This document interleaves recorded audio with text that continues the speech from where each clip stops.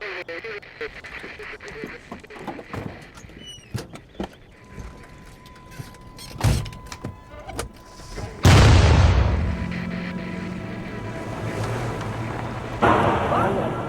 Embassy Colombo, cable to Sec State, D.C. Sri Lankan government forces have made significant progress against the Liberation Tigers of Tamil Elam.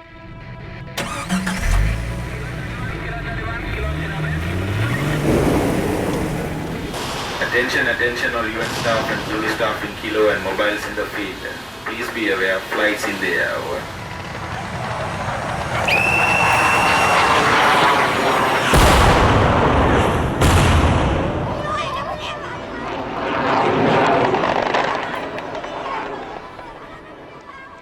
U.S. Embassy Colombo, cable September 8, 2008.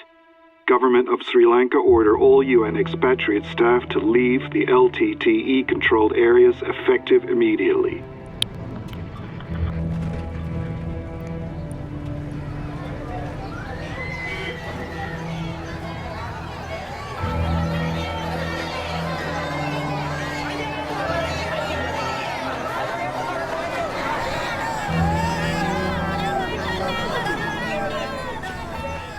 There was this large crowd of people outside, and they were really pleading with us as the UN, as the international community, please don't leave. ஆகவே தயவு செய்து இவர்களை இங்கே நின்ற துன்பங்களை தீர்க்கிறதுக்கு மிகவும் பணிவாக நாங்கள் கேட்டுக்கொள்கிறோம்.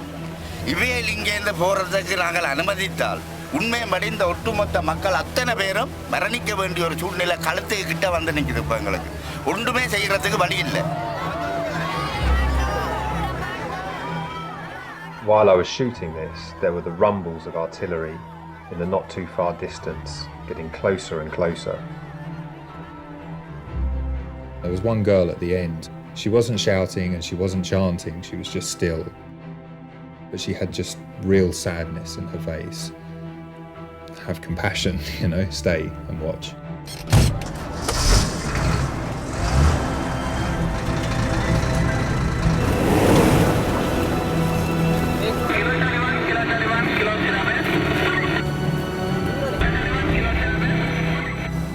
In this vehicle that symbolised protection.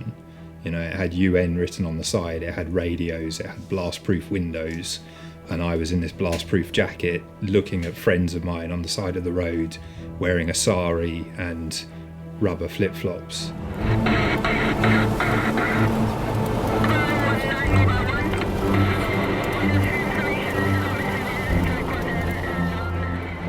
I remember driving out of there just full of shame and guilt and confusion of this organisation that I worked for and what it apparently stood for. And we drove out.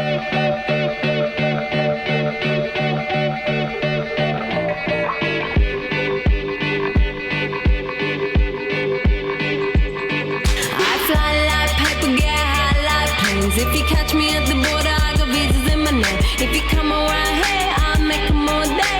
I get one down in a second if you wait. I fly like paper, get high like planes. If you catch me at the border, I got visas in my name. If you come around here, I'll make them all day. I get one down in a second if you wait. Sometimes I think sitting on trains. Every step I get to, I'm clocking that game. Everyone's a winner, we're making our fame. Bonafide hustler, making my name. Sometimes I think sitting on trains. Every step I get to, I'm clocking that game. Everyone's a winner, we're making our fame. Bonafide hustler, making my name. All I wanna do is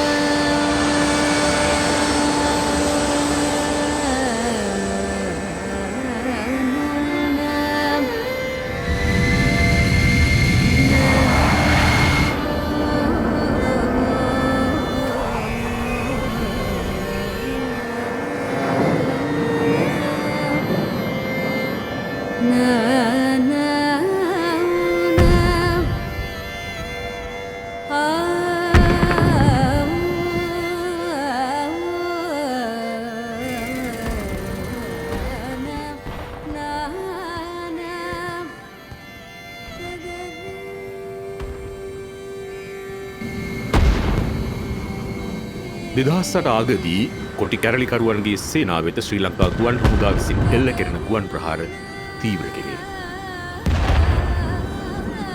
මාස කිහිපයක් ඇතුළතදී මේ යුද්ධය නිමා කෙරෙනු ඇති. නමුත් ඒ නිමා කෙරෙනු ඇත්තේ යුද අපරාධ සහ මානව වර්ගයට එරෙහි අපරාධ බියජනක පරිමාණයෙන් සිදු කිරීමත් සමගයි. අදත් එකී අපරාධ සිදු වූ වග රජය ප්‍රතික්ෂේප කරයි. ඔවුන් සිදු කළ බවට සාක්ෂි මේ චිත්‍රපටිය තුලින් අපි ගෙන එන්නෙමු.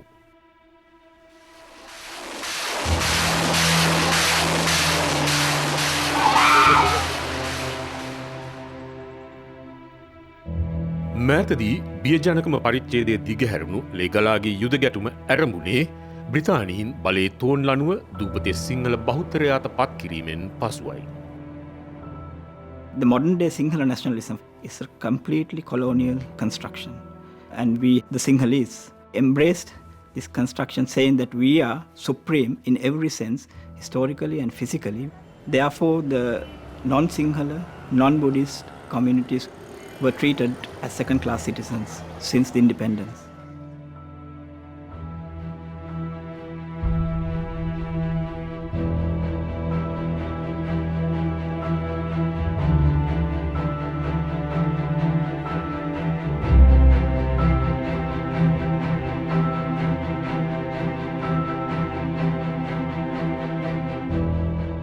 Peaceful resistance from the Tamil people was met with brute force.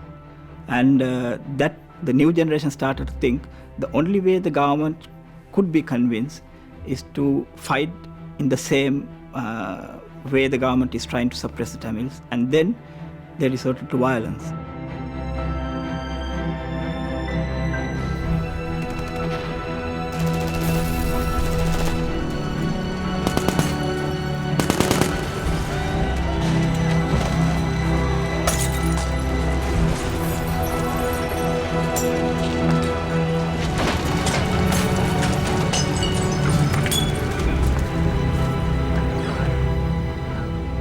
Communal violence has now spread throughout the country.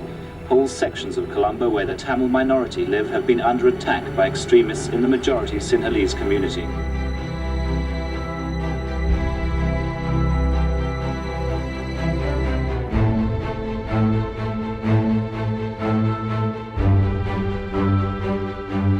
This part of the country is still very tense. The Tamil guerrilla group known as the Tigers are said to be here. Nobody knows how many tigers are in the field, but all the elements are now in place for a protracted guerrilla war in this deceptively peaceful island.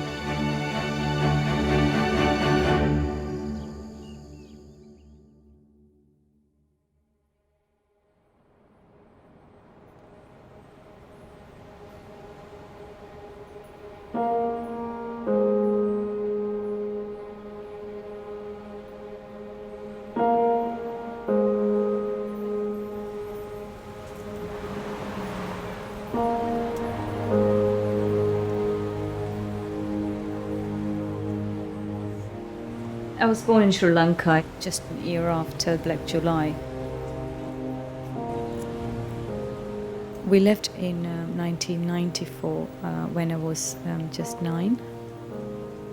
I didn't know why we were moving out. I didn't understand about the politics as I was very young. වානි විජීගේ පවුල අයත් වන්නේ යුද්ධයෙන් ගැලවී ගිය දෙමළ ජනයාගේ පරම්පරාවටය. I really missed my home and didn't enjoy going to school here, so I was bullied. But I did A-levels and went to uni and did biomedical science as a degree. දෙදහස් තුනේදී ඇය දෙමළ තරුණයෙකු හා විවාහ වූවාය. The relationship did not last long, but Tamil community is very strict about separation and divorce. As soon as I graduated, I thought, I need a break, I need to go somewhere else to get away from the personal issues. So I decided to go to Sri Lanka to stay with my brother. I'm calling him brother, but he's actually my cousin, but it's just a cultural way of calling somebody. It was a holiday, but it's more than a holiday as well because I was in my country where I was born. And I thought, this is my culture. It kind of gave me an identity. that I'm a Tamil, and that's what's my identity, and that's where I belong.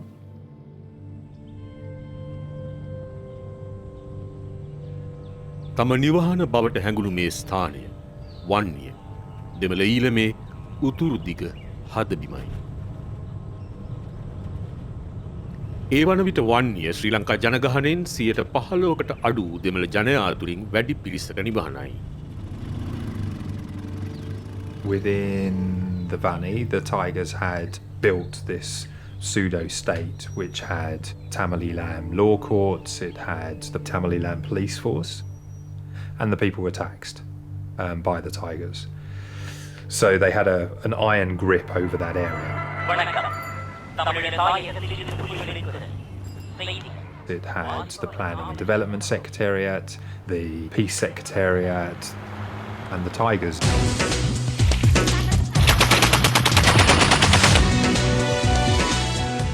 The Tigers were celebrated and were revered by the Tamil community within the Vanni. Pretty much every family had a member or a martyr that was part of the movement and caught up in the ideology.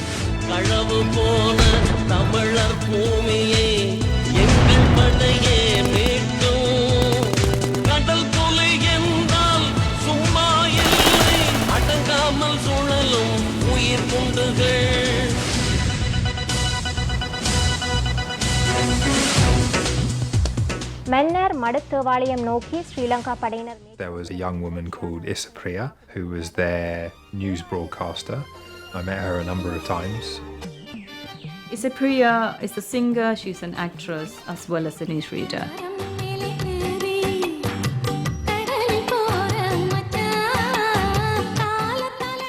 I've never seen anybody who's that beautiful and charming. To me, she kind of symbolised that contradiction between the Tamils and the Tigers, that here was this lovely woman who was incredibly gentle and respectful, but at the same time stood for and symbolised the movement of the Tigers, which was hard and brutal and completely focused on their objective of gaining Tamil Eelam and an independent state within Sri Lanka.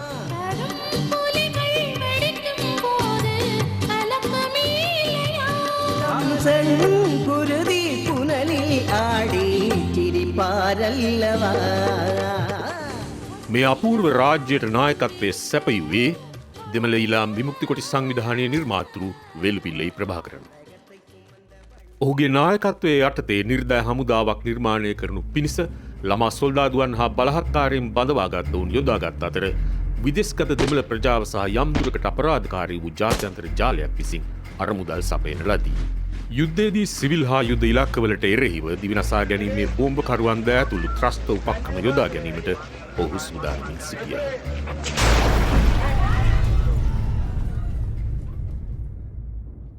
මේ 2002 වසරේදී සටන් විරාම ගිවිසුමකට එළඹෙන්නට ශ්‍රී ලංකාවට බල කිරීමට හැකි වූ සාහසිකමුත් කාර්යක්ෂම හමුදාවකි.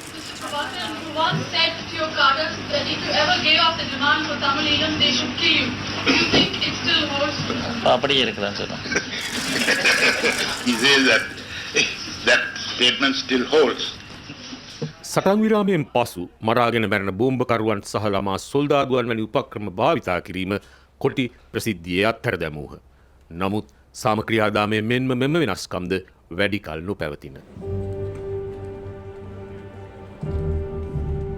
2005 නොවැම්බරයේදී ජනාධිපති බවට පත් වූ මහින්ද රාජපක්ෂ 80 දශකයේ ආගභාගයේදී රාජ්‍ය භීෂණයට ගොදුරුව මරුමුවට පත් වූ අතුරුදහන් හෝ වූ විප්ලවකාරී සිංහල ජාතිකවාදීන්ගේ පවුල්වලට සහාය පිණිස කටයුතු කළ මානව හිමිකම් නීතිඥයෙකි. They started arresting people, thousands. After they arrest them, they are disappeared. නමුත් බලයට පත් වූ පසු එම උපක්‍රමම ඊටත් වඩා නරක ලෙස භාවිතාවට ගැනීමේ චෝදනාවට ජනාධිපති රාජපක්ෂ ලක්ව සිටි. ඔහු සිය මලනුවන් වූ ගෝඨාභය රාජපක්ෂ ආරක්ෂක ලේකම්කමටත් සිය පවුලේ සමාජිකයන් කිහිප දෙනෙක් වෙනත් වැදගත් තනතුරුවලටත් පත් කරගත්තේ. 2006 වසරේදී සිංහල අන්තර්ජාතිකවාදී වාගාලංකාර ත්‍රස්තයට එරෙහි යුද්ධය පිළිබඳ බටහිර වාග්ඝෝෂය සමග උද්‍යෝගයෙන් මුසු කර ගනිමින් ඔහු කොටින්ට එරෙහි යුද්ධයක් දියත් කළේය. කොටින් විසින් කරන ලද ප්‍රතිප්‍රහාර අතරට ආණ්ඩුවේ ඇමතිවරයෙක් ඉලක්ක කොට බෝම්බකාරියක් විසින් අසාර්ථක ලෙස එල්ල කළ මෙබඳු දිවිනසා ගැනීමේ ප්‍රහාරද ඇතුළත් විය.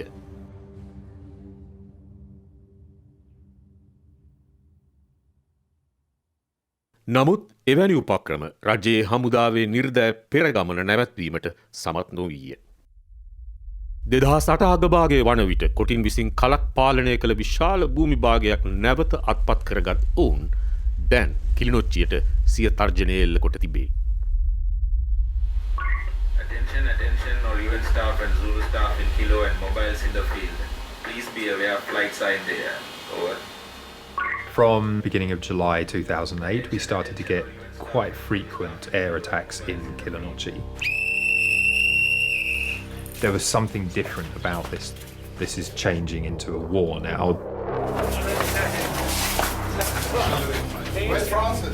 මේ වන විට හෙළිදරව් වී ඇති එක්සත් ජනපද රාජ්‍ය තාන්ත්‍රික කේබල් පණිවිඩවල දැක්වෙන පරිදි කොළඹ තානාපති කාර්යාලය සහ රාජ්‍ය දෙපාර්තමේන්තුව අතර රහස්‍ය පණිවිඩ වමාරු වී තිබේ.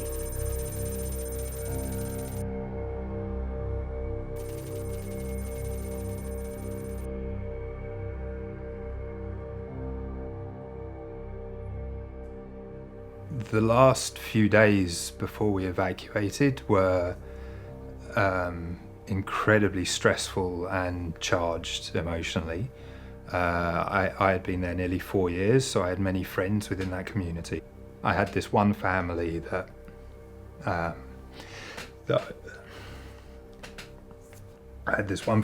that I'd known for a long time, and I was very close to them. And I spent the last night before we evacuated digging a hole in their garden so that her and her husband and her 2-year-old baby could hide in that hole after we left when the army came in. They were difficult nights.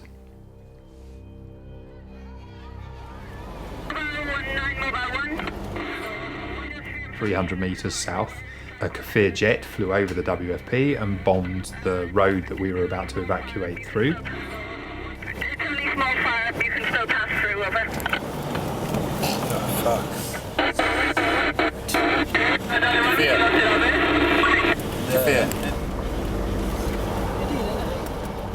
The government regarded the UN as impediments to their conquest of the Tamil Tigers.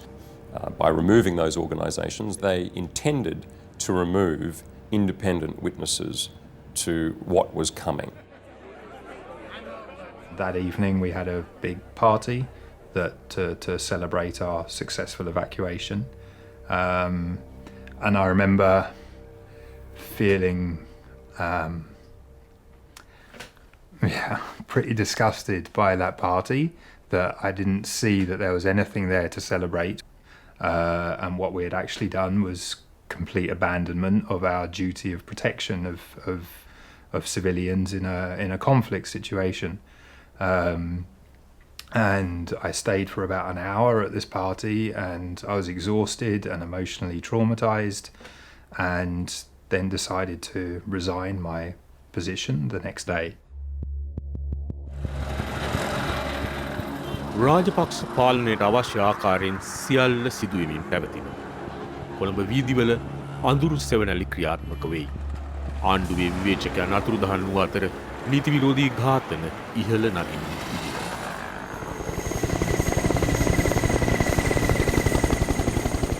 උතුරේ ආණ්ඩුවේ අවසාන ප්‍රහාරය ආරම්භ වීමට සියල්ල සූදානම් වූ මෙහි බිහිසුණු දින 138ක් පුරා දිග්ගැසෙනු ඇති.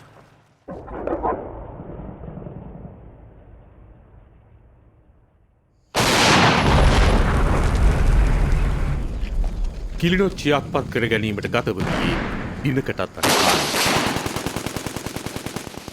කොටි සටන්කරුවෝ සිය මූලස්ථානයේ වන විටත් ඊසාන දිග ප්‍රදේශයට ගෙන ගොස් කිලිනොච්චි නගරය අත්හැර දැමුවා.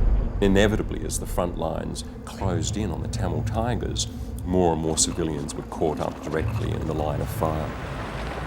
Suddenly, hundreds of thousands of people were on the move. They were fleeing.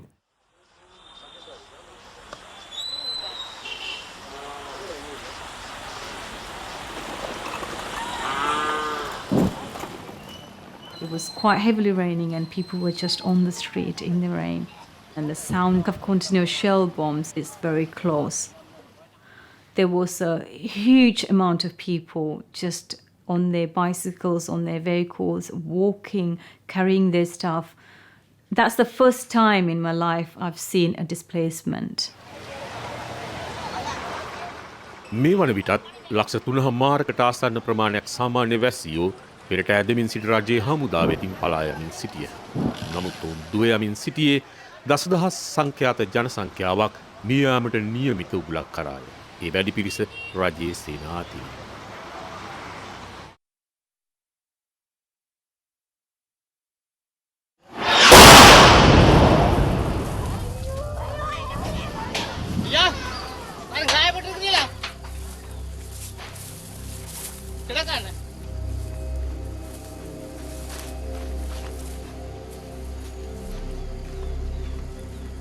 ஐயா அது காயப்பட்டிருக்கிறீங்களா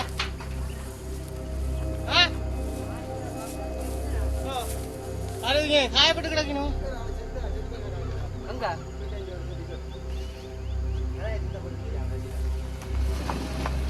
எதுல செல் பண்ணு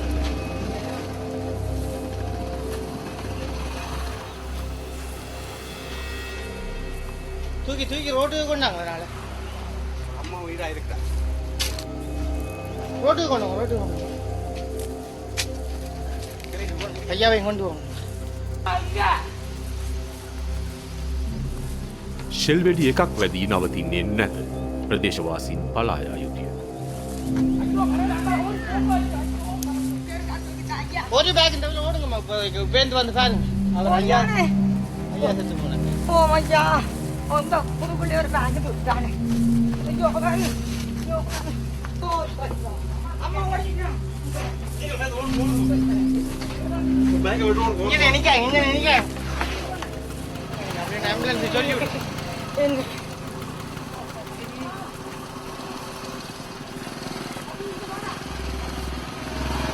Kawan ni kawan ni.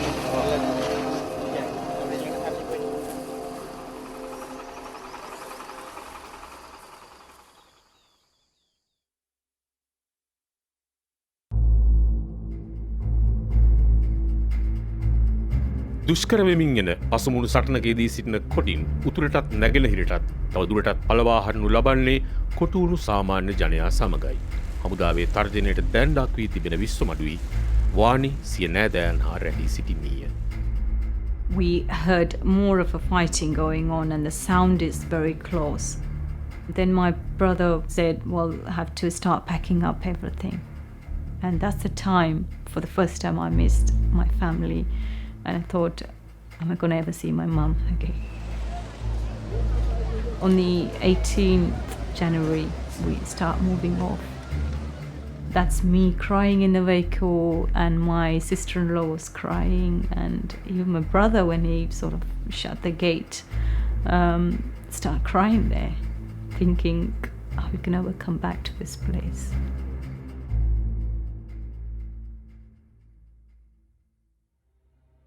ජනවාරි 21 වෙනිදා ආණ්ඩුව විසින් යුද මුක්තයයි හඳුන්වනු ලැබූ කලාපයක් ප්‍රකාශයට පත් කරන ලදී.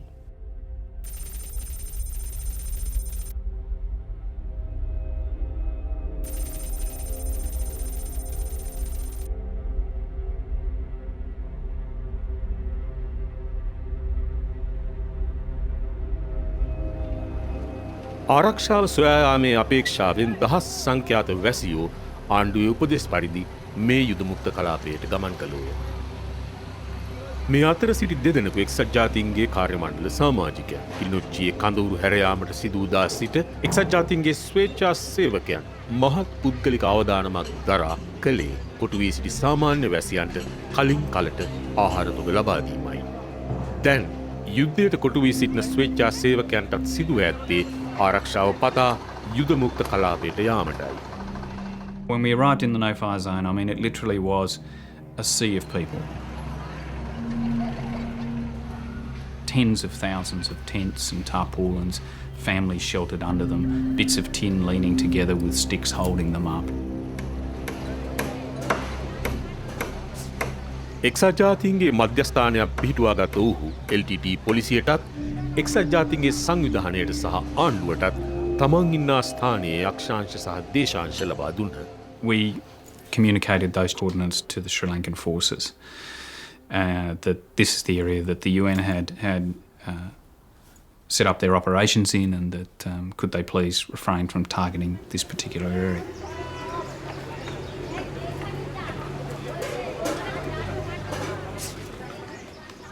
Three or 4 hours later, in the evening, we sustained a barrage of mortar attack coming from the south across the forward defensive line into the no-fire zone and into the food distribution centre.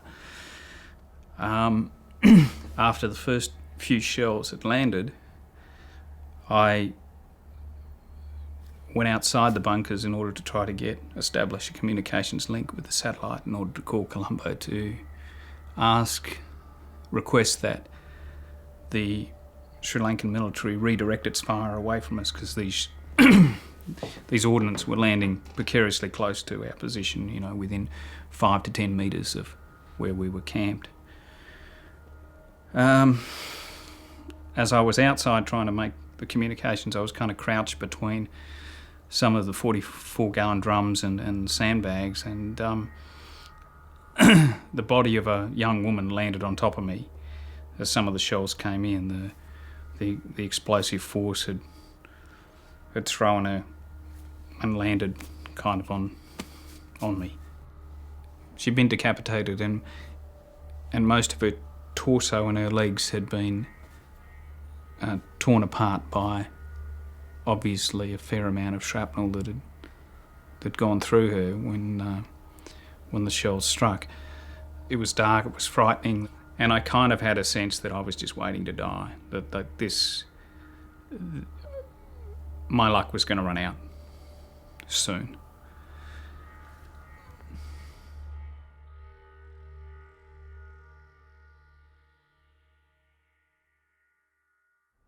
When I went outside in the morning at about 6 o'clock, the scene was devastating. I mean, it was very, very distressing what was lying all around the field.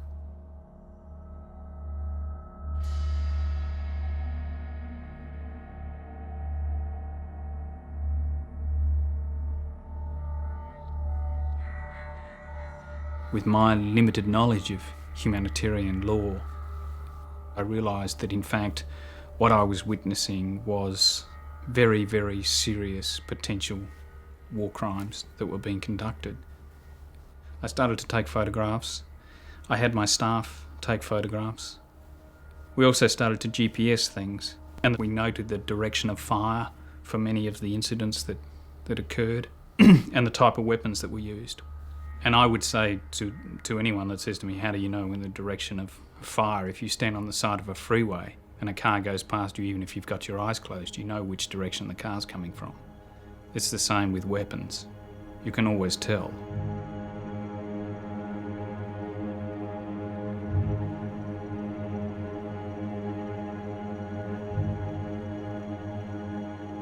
There's a crucial point to be made about why the Sri Lankan government declared the no-fire zone within the effective range of all of the weaponry being used by the Sri Lankan military to fire in that direction. There is only one intent, and that is because you don't really care whether or not you're going to kill the people that are located in that safe zone. Or, more importantly, you're actively targeting them. Do you believe that's what was happening? Yes. Yes.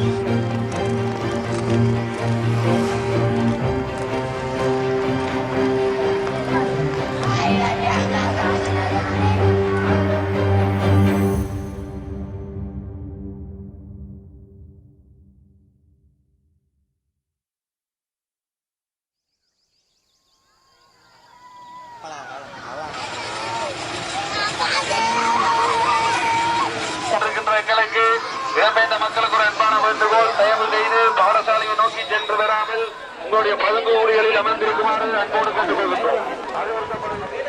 දෙමළ වෛද්‍යවරුන් තාවකාලික රෝහලක් පිහිටුවාගෙන ඇත්තේ යුදමුක්ත කලාපයේ පිහිටි උදාර කට්ටු පාසලේය. ஒரு சிறிய இடத்தில் வைத்து இந்த வைத்திய சேவையை வழங்குவதால் எங்களுக்கு நெருக்கடிகளை ஏற்படுத்த வேண்டாம் என்று அன்போடு கேட்டுக்கொள்கின்றோம்.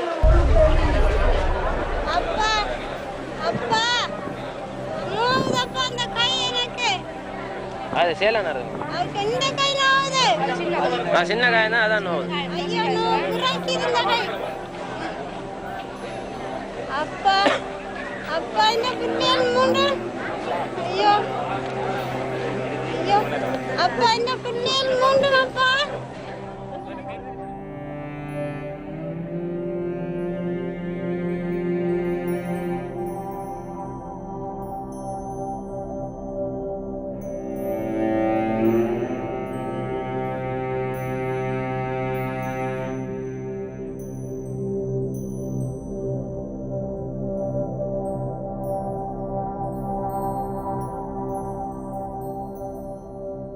The scene I saw it's just, I never in my life was scared like that before.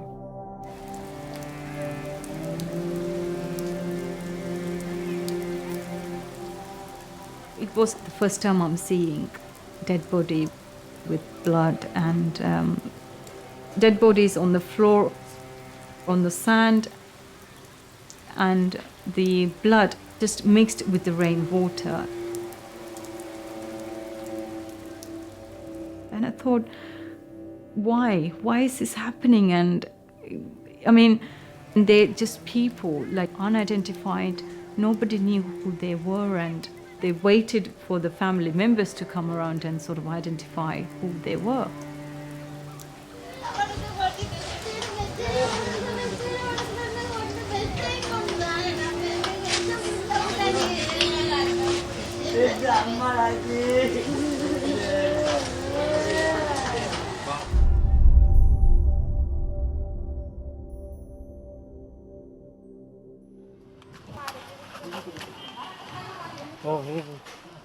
இங்க அது இங்க அண்ணாக்களாரையும் கூப்பிடுங்க அண்ணே இங்க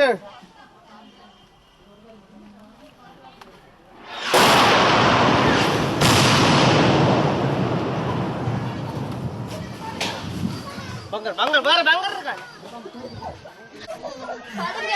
பாடுங்க நீங்க வீடியோ எடுக்க வேணாம் பாடுங்க கீழே பாடுங்க எல்லாரும் வீடியோ எடுத்து வந்தீங்க பாருங்க பாடுங்க எல்லாரும் ஜாகமா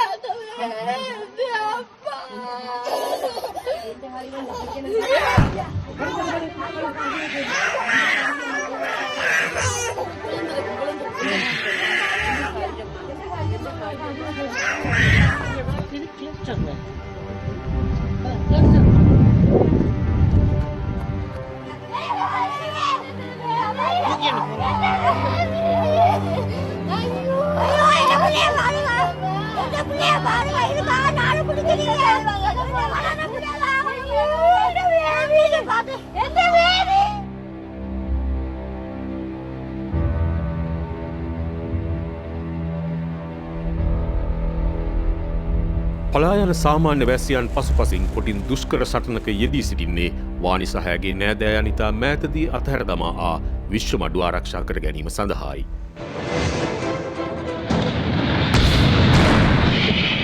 මේ අප සිටින ස්ථානයේ සිට මීටර් 300ක් පමණ ඈතින් මේ වන විට දැඩි ලෙස ගැටුම් ඇවිලී තිබෙනවා. අද දවස තුළ හමුදාව එල්ල කළ ප්‍රහාරවලින් පසු විෂමඩු මන්සන්දියේ සිට කිලෝමීටරයක් පමණ දුරට ගමන් කිරීමට යුද හමුදාව සමත් වුණා.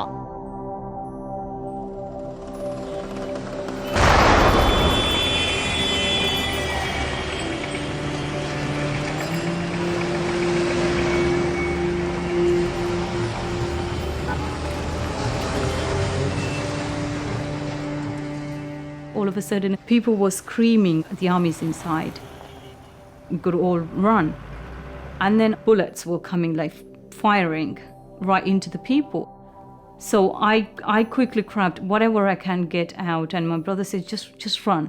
Just run with the people, I'll find you. Just run. This was a no-fly zone? declared by the government? Yes, it was.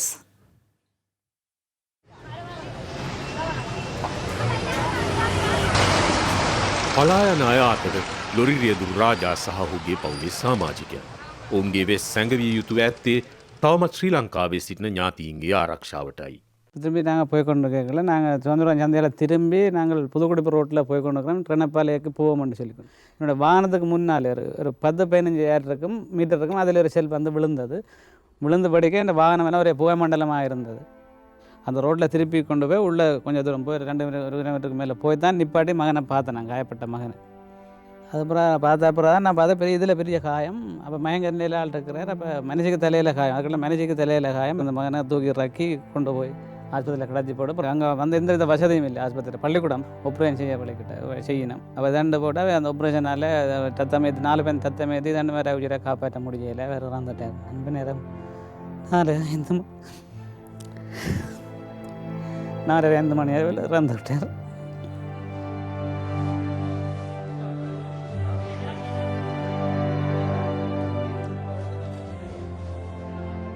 இல்லை நான் பார்க்குறேன் நம்மளுக்கு ஆடுறேன். 14 வயது பாரு நான் காப்பாற்ற முடியாமல் போச்சு. ஒரு தகப்பனாக இருந்து எனக்கு எஞ்சிய வாழ்க்கை காலம் எனக்கு படுவான இருக்கா.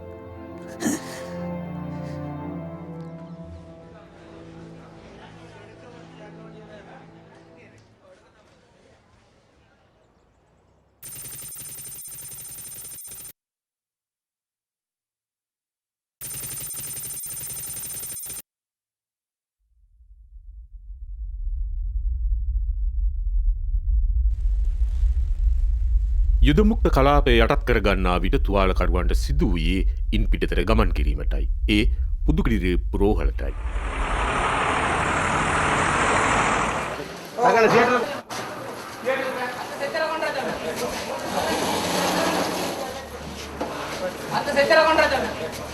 தண்ணி வச்சுக்கிட்டு இருக்க வீட்டில் அப்படியே செல் விழுந்து 8 பேர் அப்படியே எல்லாரும் செத்துட்டாங்க. எங்கட பிள்ளைகள் தேத்தனி குடிச்சு கொண்டு இருந்த 2 பிள்ளைகளுக்கு பீஸ் பட்டு அப்படியே துத்து பண்ணி விழுந்துட்டது. இவ்வளவு தான் எங்களுக்கு தெரியும். என்ன மாதிரி வந்ததுன்னு கூட எங்களுக்கு தெரியாது. எங்களுக்கு எங்க போறேன்னு தெரியலையே.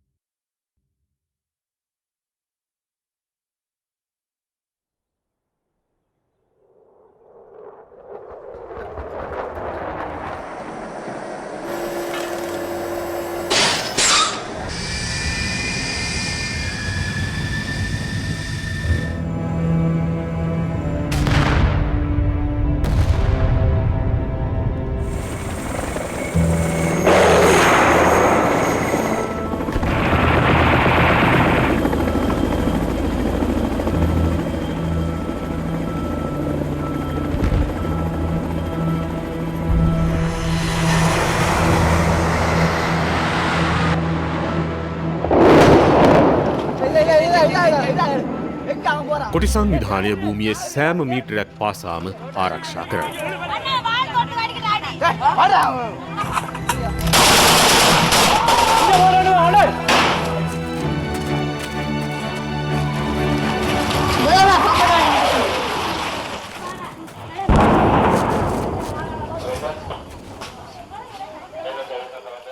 දෙපාර්ශවයේම හමුදාලද පරාජ ඉතා බරපතලයි.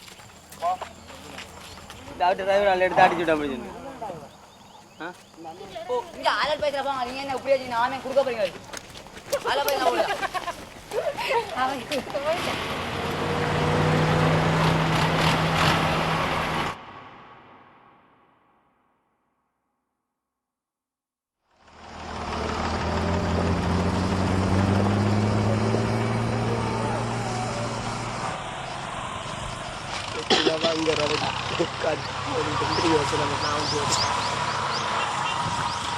மன மாதிரி எங்கட தம்பி எங்கட தம்பி மற்றதெல்லாம் எங்கட சொந்தங்க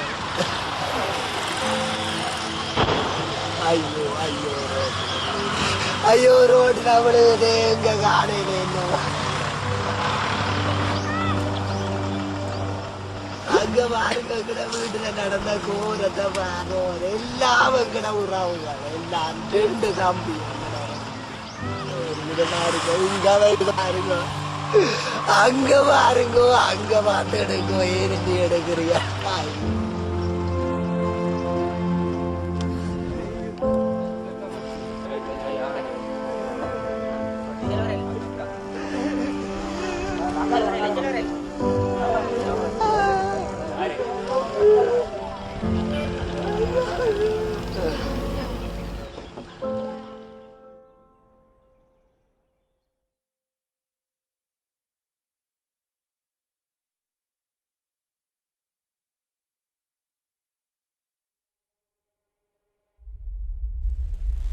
තුන් ලක්ෂයකට ආසන්න වැසියෝ මේ පටු බිම් තීරයට රොක් වෙති. එහි දිග කිලෝමීටර් 12ක් පමණයි.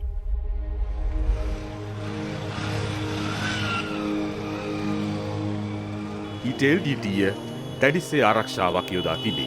එමෙන්ම නිරන්තරයෙන් පාහේ ආණ්ඩුවේ බරාවි ප්‍රහාරයට මේ වැටලීම දෙමාසයකට වැඩි කාලයක් පවතිනු ඇත. Somewhere between 200 to 300,000 civilians encamped on this spit of land under tents and tarpaulins and bits of tin and sort of sitting around in sort of the sand dunes just waiting to die. Shell ප්‍රහාරයේ ඇත්තේ උපරිම ලෙස බියගෙන දීමට සැලසුම් කළසේ පෙනෙන රටාවකි. அந்த முதல் செல் விழுந்த இடத்துல ஆக்களை நாங்கள் தூக்க போய் காயப்பட்ட ஆக்களை பார்த்து கொண்டிருக்கேன் ஒரு 10 நிமிஷத்தால் அதுலேயே வந்து விழுந்து சரி. அப்போ அந்த காயப்பட்ட ஆக்களை ஒரு 1/2 மணி தியாலம் அப்படி கழிச்சு தான் போய் தூக்கலாம். அப்போ அதுக்கிடையில் ரத்தம் போய் அரைவாசி ஜனம் செத்துடும்.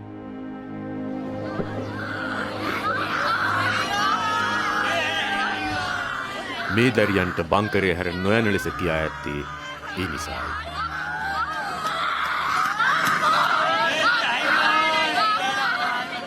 ඒත් සමහර පිරිමින්ට අනතුරු අමතක වෙයි.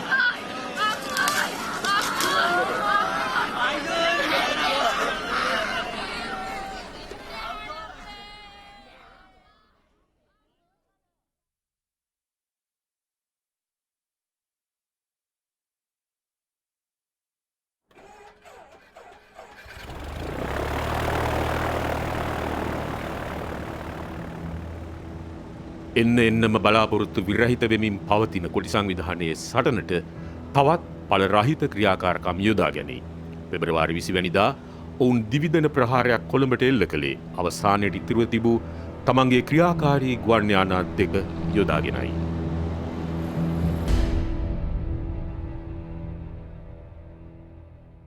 නියමෝ දෙදෙනාම මිය ඇති.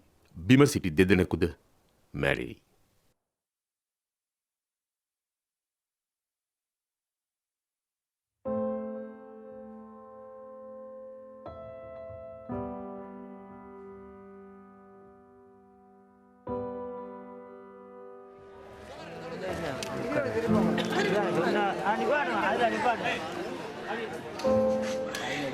The doctors were doing an extraordinary job in just unimaginable conditions. They were very heroic in what they did. They were extremely committed to save as many people as they could and make some of the most horrendously difficult choices about who they could save and who they couldn't save.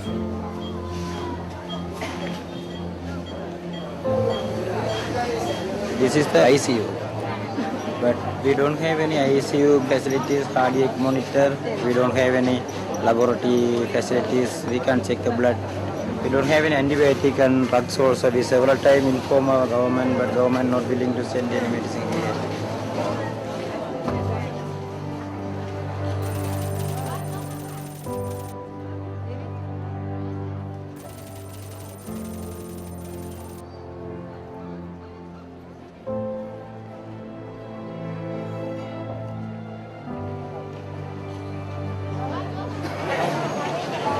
This is our admission board without any facilities.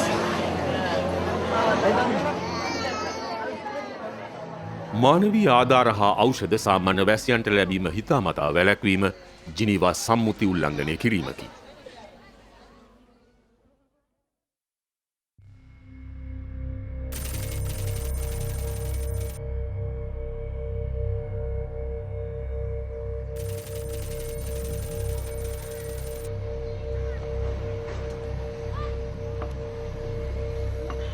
නිරන්තරයෙන් ලැබෙන වාර්තා අනුව ආණ්ඩුවේ පැත්තට පලා යන්නට උත්සාහ කරන සාමාන්‍ය වැසියන්ට කොටි විසින් වෙඩි තබනු ලැබේ.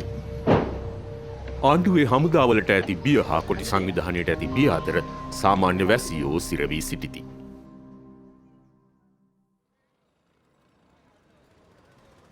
මේ අතර තිරය පිටුපස්ස කොළඹ කෙරෙන ගනුදෙනුවලදී විදේශීය තානාපතිවරුන් ආණ්ඩුවෙන් ඉල්ලා ඇත්තේ යුදමුක්ත කලාපයට හමුදා ආක්‍රමණයක් සිදු නොකරන බවට සහතික වන ලෙසයි.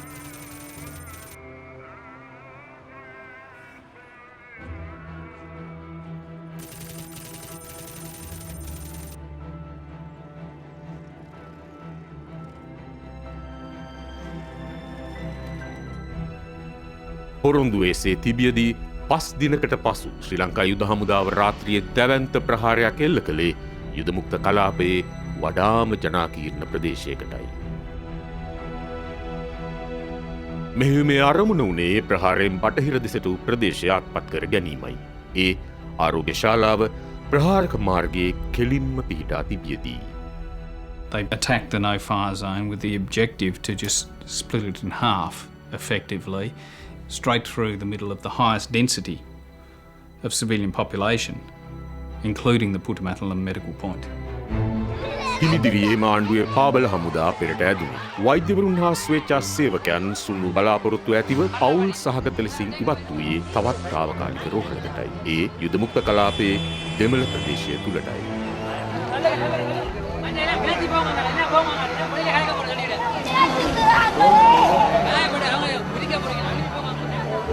Right on the will, like it.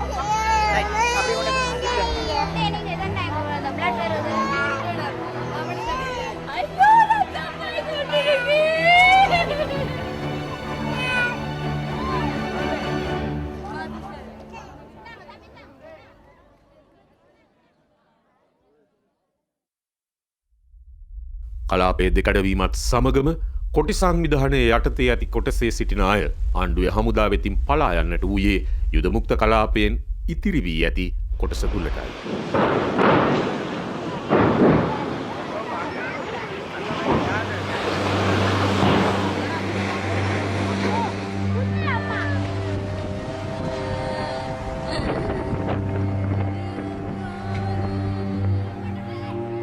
රජය අත දැන් ඇති ඊසානදිග ප්‍රදේශයේ ලක්ෂයක් තරම් ජනකායකට සිදු වූයේ රජයේ හමුදා වෙත පලා යාමටයි. ඔවුන් අතර සිටි පියෙක් දැඩි ලෙස තුවාල ලබා සිටින ඔහුගේ පුතාට ආධාර ඉල්ලා හඬා වැටෙයි.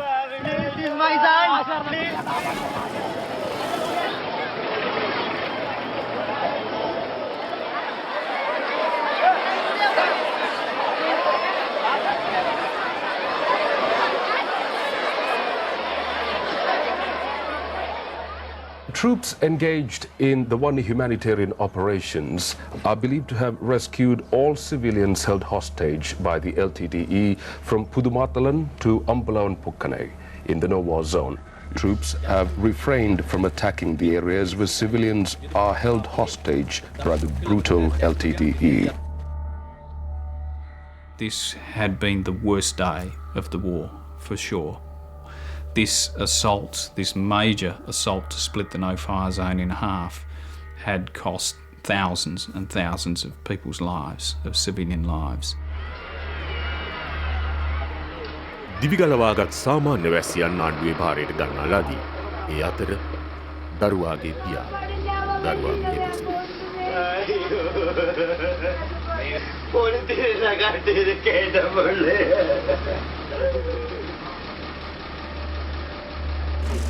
What? No. During this rescue operation, we never use any of the heavy weapons and tanks. Chandrika ඡායාරූපවලින් පෙන්නුම් කෙරෙන්නේ එය මුළුමනි මා සත්‍යයක් බවයි. ප්‍රහාරයට පෙර වෙරළේ තිබෙන්නේ මඩු කූඩාරම්ය. සති දෙකකට පසු පලාතම ෂෙල් වෙඩිවලින් විනාශ කොට තිබේ. සාමාන්‍ය වැසියන් පිරී සිටින ප්‍රදේශයකට ප්‍රහාර එල්ල කිරීම යුද අපරාධයකි. තමන් ප්‍රහාරයට යොදාගත් බව ප්‍රතික්ෂේප කරන යුද ටැංකියක් අසල මේ සිටගෙන සිටින්නේ යුදබිමේ ප්‍රධාන සෙම්පතියකු brigadier Shavendra Silva. We have been very successful, and you could say this is one of the most successful hostage rescuing missions that we have done, and civilians are eagerly waiting to come to our areas.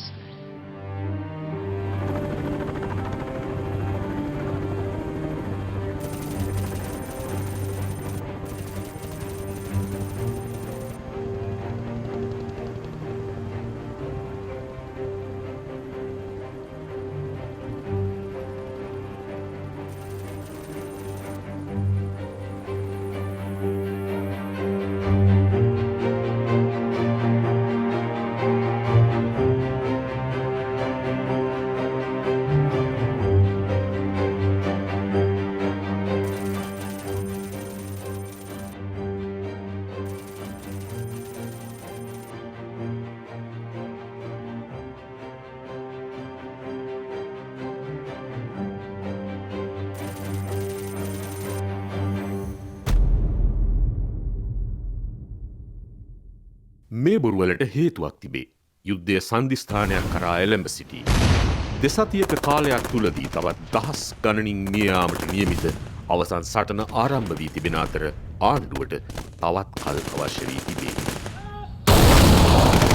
There was a propaganda battle clearly taking place in which it was very important for the Rajapaksa government to insist on the whiter-than-white nature of its own approach in order to get through this final phase, the final weeks or ultimately days of the war. We are sending the supplies. That's why we want to finish this as soon as possible and get the people into our side, because there are only about 5,000 to say even 10,000 as they say. ඒත් සැබවින්ම එක්සත් ජාතීන්ගේ ගණන් බැලීම අනුව කලාපයේ ඉතිරි වී සිටින පිරිස 1,20,000කට වැඩි. පසුව කෙරෙනු පරීක්ෂණයකින් එක්සත් ජාතීන් තීන්දුව කළේ සාමාන්‍ය වැසියන්ට ආහාර හා ඖෂධ ලබා ගැනීමේ අවස්ථාව ආණ්ඩුව විසින් ක්‍රමානුකූලව අහිමි කරන ලද බවයි.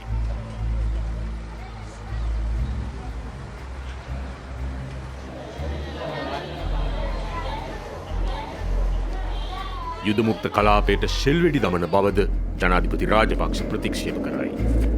කරන් දෙන්නේ අපි නෑ කිව්වොත් ඒක නෑ තමයි. අපි කරනවා කිව්වොත් අපි කරනවා. කිසිදු පළදායි ලෙසකින් මැදිහත් වීමට ජාත්‍යන්තර ප්‍රජාව අසමත් වෙයි.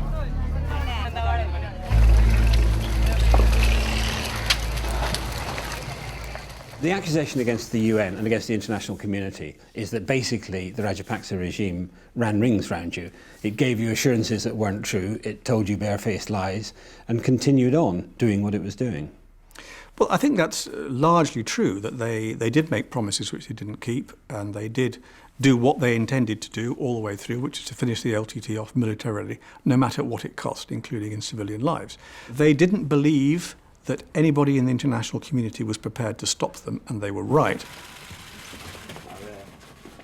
There was a bit of a diplomatic dance around all this, with everybody knowing that the end of this was going to be an inevitable military victory of the government and the inevitable defeat of the LTTE, and it was a question of waiting for that to happen, hoping it happened as quickly as possible, and that it happened with as few civilian casualties as possible. Sorry, that may sound a bit cynical, but that's the reality of what I was observing. The idea of responsibility to protect was a nice notion, but it wasn't going to be actually used in this particular case.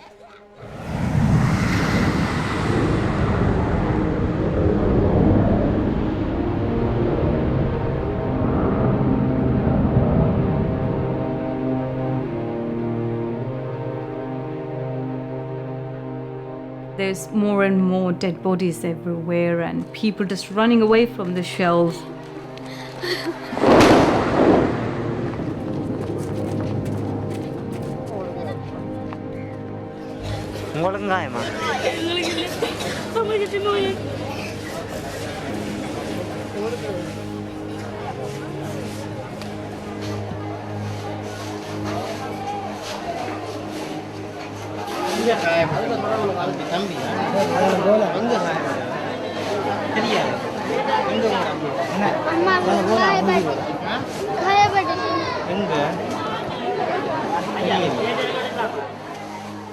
ඉතිරි වී තිබෙන රෝහලේ උදව්වට වාණී ඉදිරිපත් වෙයි. රෝහල ඇත්තේ අත්හැර දැමූ පාසලකයි. It was very shocking to see this area with a lot of blood everywhere and, dead bodies around, no equipments, proper equipments. We have to reuse the blood that came out of the wounded area and just filtering using a white piece of cloth and then re-enter it into the patient. ඖෂධ සම්පාදනය සඳහා වගකිව යුතු රෝහල් පරිපාලකයා සිටින්නේ බලාපොරොත්තු විරහිතවයි. blood bag, antibiotic என சொல்லப்படும் நோய் எதிர்ப்பு மருந்து பற்றாக்குறைதான் ஒரு காரணமாகவும் நம்மிடம் இல்லை. இந்த வகையிலே இறப்பு சர்வ சாதாரணமாக நிகழ்வதாக காணக்கூடியதாக இருக்கின்றது.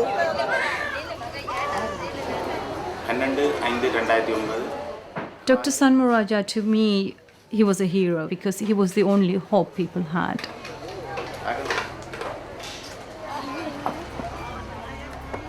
එහෙත් ආම්පන්න හෝ අවශ්‍ය දෑ හෝ සොයා ගන්නට නැති තැන මෙහි වම් පැත්තේ රෝස පාට ඇඳුමින් සිටින වාණී ඇතුළු රෝහල් හා ස්වේච්ඡා කාර්ය මණ්ඩලයට සිදු වූයේ වේදනාකාරී තීරණයක් ගැනීමටයි. We just decided that we only gonna take in people who we think we can treat and save.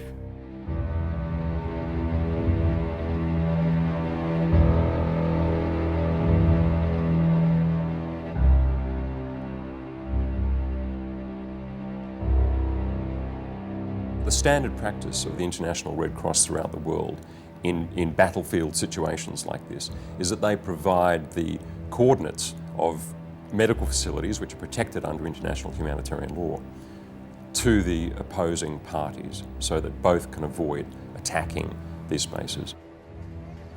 But eventually, the attacks on these medical spaces seem to be so consistent that the Tamil government doctors requested the ICRC to stop providing the coordinates to the government. By May 2009, there had been roughly 65 attacks on these medical points that were treating civilians.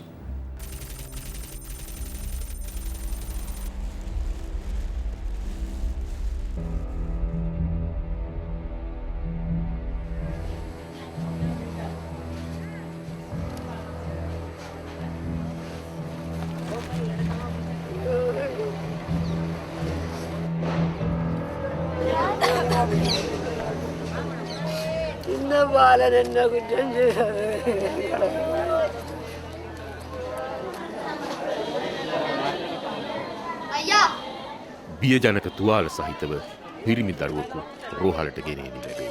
This 7-year-old boy came inside and his left leg was just hanging and arm as well just hanging just into pieces.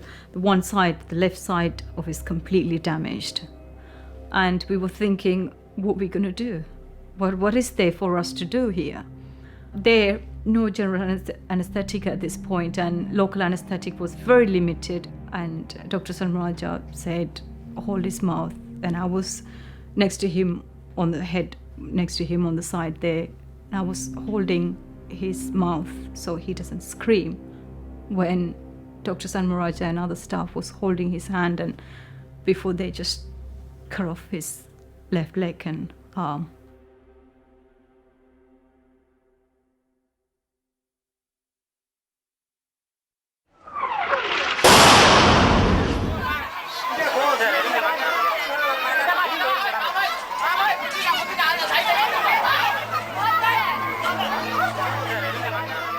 රෝහලට කෙලින්ම ප්‍රහාරයක් වදී.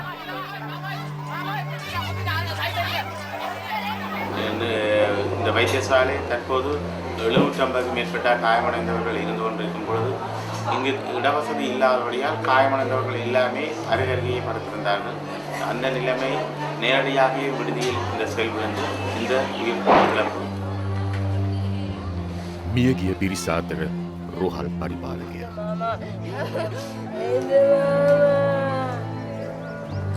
ප්‍රහාරයට පෙර වානි ලදරුවක රැගත් මවක සමග කතා කරමින් සිටියාය. ඇයට පසුව හමුුණේ දරුවාගේ මලසිරුරයි. This child I was seeing 10 minutes ago is just into pieces. And people were just running, and I couldn't imagine people just stepping onto that body. I took a piece of clothes from a dead body that was just right next to me. I picked up the head and I put it into the piece of cloth, and there was a L bunker in there that I just put it in there and then sent some sand on top of it just to cover it. But it's just like me picking up the 3-month-old baby into pieces, and the head wasn't. This child was I looked at it and I thought, the child was still looking at me, asking me, do I deserve this?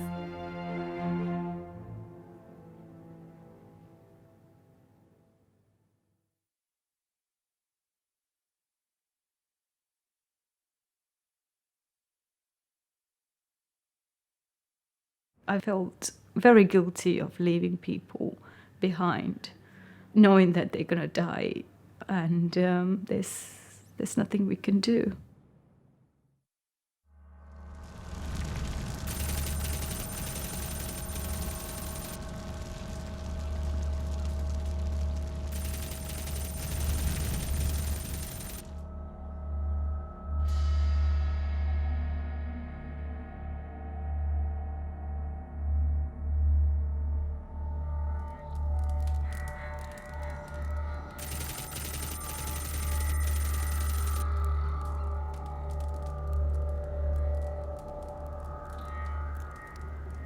දහස් සංඛ්‍යාත පිරිසක් ඇතැමිට දස දහස් ගණනක් තවමත් කොටු වී සිටිති.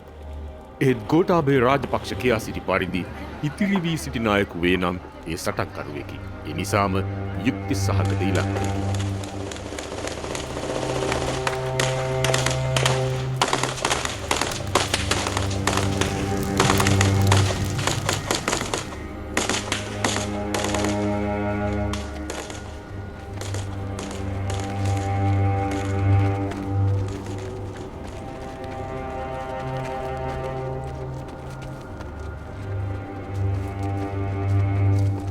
යුද්ධයේ අවසන් මාස කිහිපය තුළදී කොයිතරම් සාමාන්‍ය වැසියන් පිරිසක් මිය ගියේදැයි කිසිවකු නොදනී.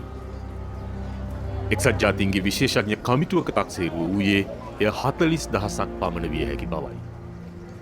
මෑතදී කෙරුණු එක්සත් ජාතීන්ගේ අභ්‍යන්තර විමර්ශනයක අදහස එම සංඛ්‍යාව 70,000ක් හෝ ඊට වැඩි විය හැකි බවයි. එහෙත් ශ්‍රී ලංකාවේ ආණ්ඩුව ලෝකයට ප්‍රකාශ කළේ එය නොවේ. We are pleased to tell you today that all of the civilians who were inside the no-fire zone have now been rescued by government forces. දෙමළ පාර්ශවයෙන් කෙරෙනු රූගත කිරීම මෙතැනින් නවතී. මෙතන සිට ඇත්තේ රජයේ හමුදා සොල්දාදුවන් ගත් වූ රාමු. ඒවායේ වාර්තා කොට ඇත්තේ වදහිංසා ලිංගික ප්‍රචණ්ඩතා සහ ඝාතන සංවිධානාත්මකව සිදු කෙරෙන ආකාරයයි.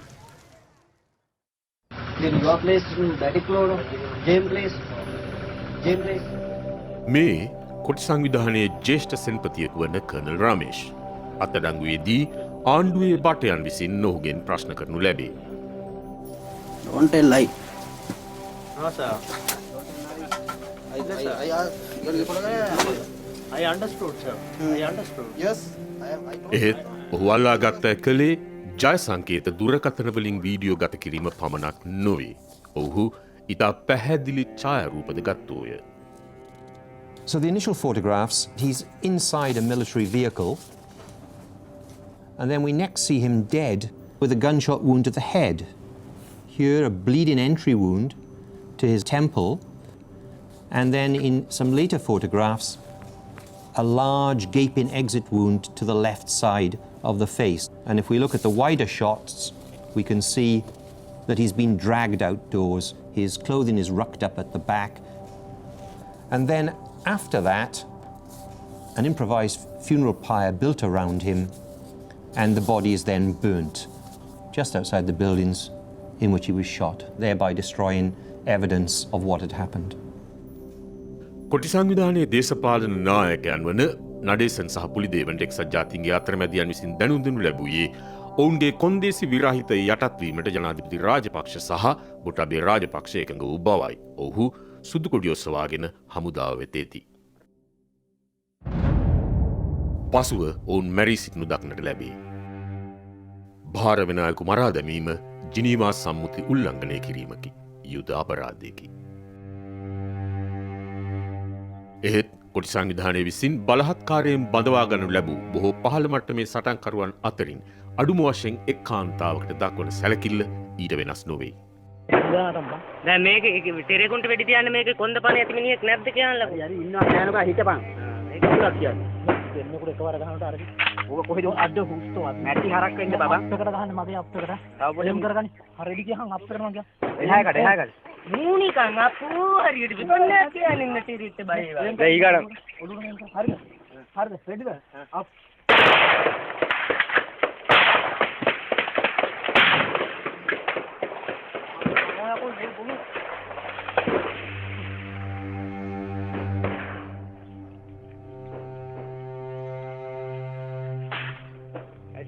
Adi.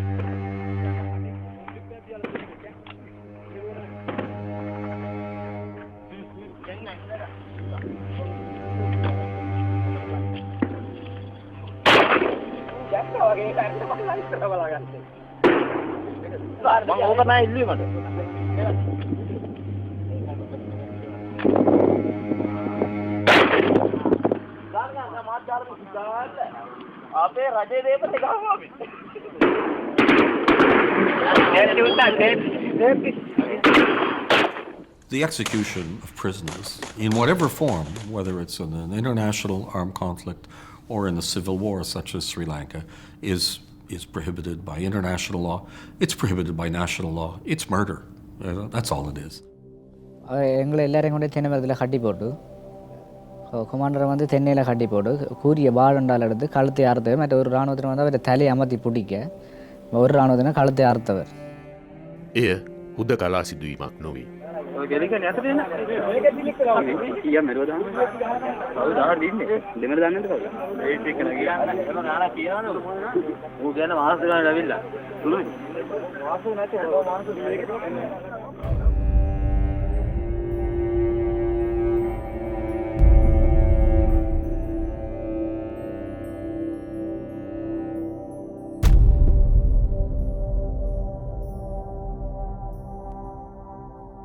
So this is an execution scene with 5 men dead and a young boy. And this is the same pattern that we see in the other footage. මේ දරුවා බාලචන්ද්‍රන් ප්‍රභාකරන්.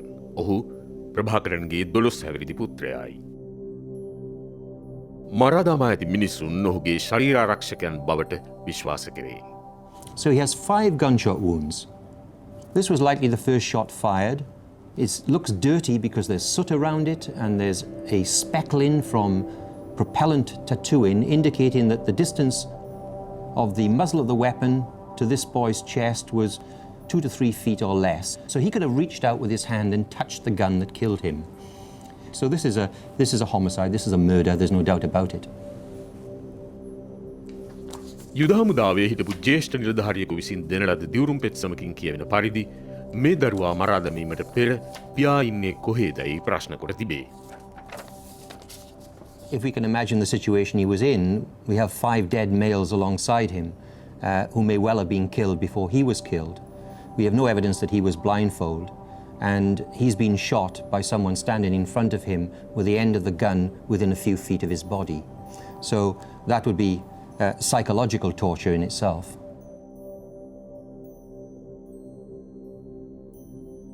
ඒ සම්මුඛ සාකච්ඡාවෙන් පසු අපට මේ බිය උපදවන ඡායාරූප ලැබුණි. ඒවායේ දැක්වෙන්නේ ජීවතුන් අතර සිටින බාලචන්ද්‍රන්. ඔහුගේ මුරට යොදා සිටින්නේ ආණ්ඩුවේ සෙබළක බව පෙනී යයි. අන්තර්ගත විද්‍යුත් දත්තවලින් කියවෙන පරිදි මේ ඡායාරූප ගෙන ඇත්තේ ඔහු මියගොස් සිටිනු දැක්වෙන ඒවාට පැය 2කට කලිනුයි. මේ දරුවා ආණ්ඩුවේ හමුදා විසින් සිරකොටගෙන සිටිද්දී කටගැස්මක් පවා දී තිබෙන බව පෙනී යයි. ඒ ඔහු පිටතටගෙන අමු අමුවේ මරා දමන්නට පෙරයි. This is a war crime. This is a crime. So what one would expect, of course, is that it would be thoroughly investigated.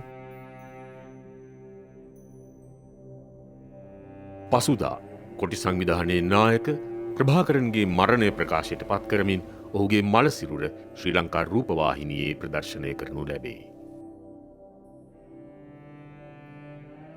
එහෙත් කැරලිකාර සෙබරියන්ට අදාළ වඩාත් පීඩාකාරී දර්ශනවලින් පෙනියන්නේ මරා දැමීමට පෙර ඔවුන්ට ලිංගික අඩන්තේට්ටම් කර තිබෙන බවයි. යුද භටයන් විසින් යුද ජය සංකේත ලෙස පටිගත කරන ලද දර්ශන. ලිංගික ප්‍රචණ්ඩතාව යුද්ධයේදී භාවිතයට ගැනීම ඉතාම බරපතල යුද අපරාධ අතරින් එකකි. ඊට වරදකරුවන අය හෝ එවැනි ප්‍රචණ්ඩතාවයකට අනුබල දෙන නිලධාරියෙකු හෝ වේවා ජාත්‍යන්තර යුද නීතිය යටතේ දඬුවම් ලැබිය යුතු වෙයි. අනේ කපල අයින් කරන කට්ටිය ඇත්තම්මා.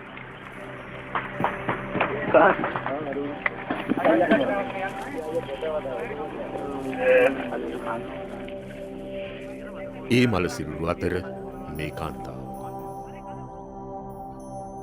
ඇය ඉසයි ප්‍රියා. කොටි සංවිධානයේ ගායිකාව හා ප්‍රවෘත්ති නිවේදිකාව. ඉසයි ප්‍රියා පණපිටින් අල්ලා ගන්නා ලද බව ආණ්ඩුව දිගටම ප්‍රතික්ෂේප කරයි. එහෙත් මේ අලුතින් ලැබුණු රූපරාමු ඒ ප්‍රකාශ අසත්‍ය කරවයි. එහි දැක්වෙන්නේ අත්අඩංගුවේ සිටින ඉසයි ප්‍රියා. ඇය දන්නා අය විසින් ඇය හඳුනාගත තිබේ. අඩනිරුවත් ලෙසින් සිටින ඇය පැහැදිලි ලෙසම පීඩාවට වික්ෂිප්ත භාවයට පත්ව සිටින්නේ. බාලචන්ද්‍රන්ට කැවිල්ලක් දුන් යුද භටයන් සේම මොවුන්ද ඇයට නරක ලෙසින් සලකා නැත. එහෙත් සැබෑ බවට ස්වාධීනව තහවුරු කරන ලද මේ රූපරාමුවලින් සනාථ වන්නේ අත්අඩංගුවට ගන්නා ලද අවස්ථාවේ ඇය පණපිටින් සිටි බවයි. ආණ්ඩුව කියන්නේ මේ දර්ශනත් ව්‍යාජ බවයි. එහෙත් ඒ ස්ථානයේම ඒ දවසේම ගන්නා ලද අලුතින් ලැබුණු ඡායාරූප පෙළ හා සංසන්දනය කරන විට ඔවුන්ගේ ප්‍රකාශය වළංගු කිරීම අපහසු කරුණකි. ඒ දැක්වෙන්නේ අත්අඩංගුවේ සිටින කොටි සමාජිකයන් විශාල පිරිසකි. වම්බාහුවේ නිල් පටියක් බැඳ සිටින මේ ළමයා වැනි එහි සිටින කීප දෙනෙකුගේ මලසිරුරු පසුව හමු විය.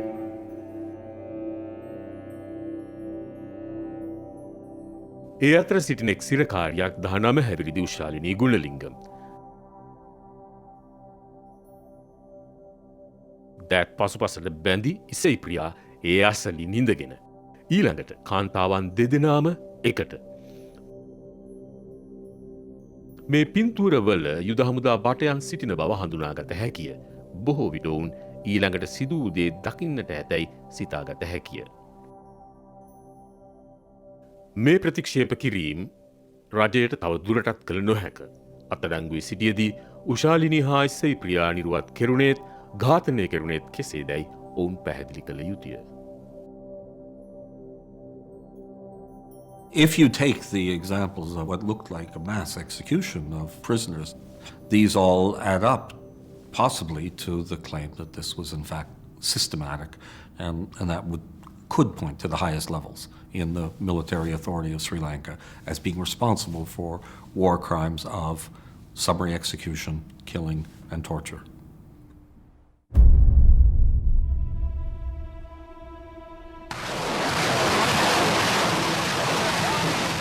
රජයේ හමුදා සිය යුද ජයග්‍රහණය මුහුදු වෙරළේ සැමරුවේ තමන් පාවිච්චි නොකළ බව හැම විටම ප්‍රකාශ කළ පරාවිවල වෙඩිමුරාචාරයට සමගයි.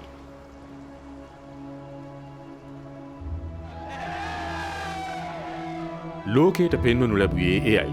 එහෙත් යුද බිමේ වෙනත් තැන්වලදී අපරාධවලට අදාළ සාක්ෂි රජයේ හමුදා බටයන් විසින් ඉවත් කරන ලදී. ඒක තමයි හොඳ කම. ඔව් කේන්ද්‍රික ගාන මේක. ඒකනේ අර බඩේ ගාන උලන් හරි මොනවා හරි යන්නද. අම්මට උකන්න කැරිකොටි. මුණ මෙන්න. කොහොම ජාලත් බොඩිසෙක් අල්ලන්න. බොඩිසෙක් අල්ලන්න. අපිය හෙල්මට් එක පොඩි.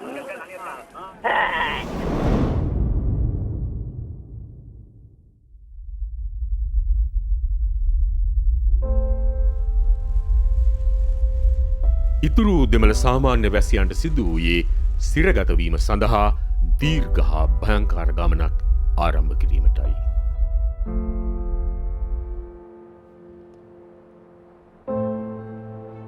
Slowly, everybody was just walking towards the bridge. For past 3-4 days, we didn't had anything to eat or drink. All I can see is just dead bodies just in with the water, just sort of floating on top of the water. And we just have to, with the hand, just put everything aside and just drink the water.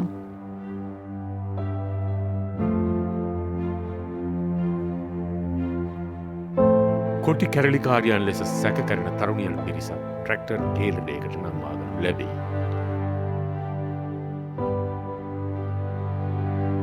ආණ්ඩුවේ සොල්දාදුවෝ ඔවුන්ගේ ඡායාරූප ගනිති.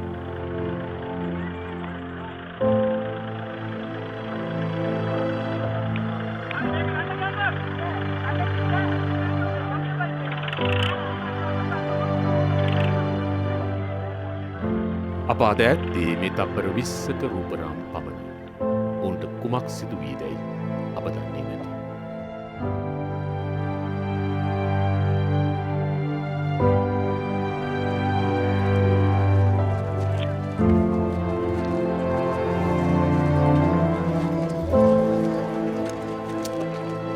When I went for the first time in Vanni, all very green. It's just beautiful place, beautiful land. And now I'm just looking around. This is just like dead bodies everywhere, burnings, shell bombs. And it just looked very dead and dark everywhere.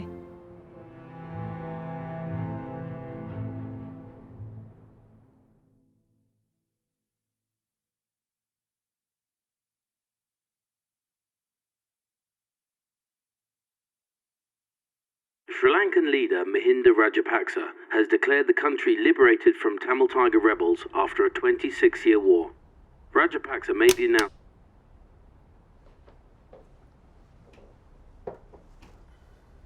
අවසානයේදී යුද්ධය නිම වුණේ Benjamin ඩික්ස් නොකැමැත්තෙන් Kilinochchi හැර ඇවිත් මාස 8කට පසුවයි. එහෙත් මේ බියජනක කතාව නිම වූයේ නැත.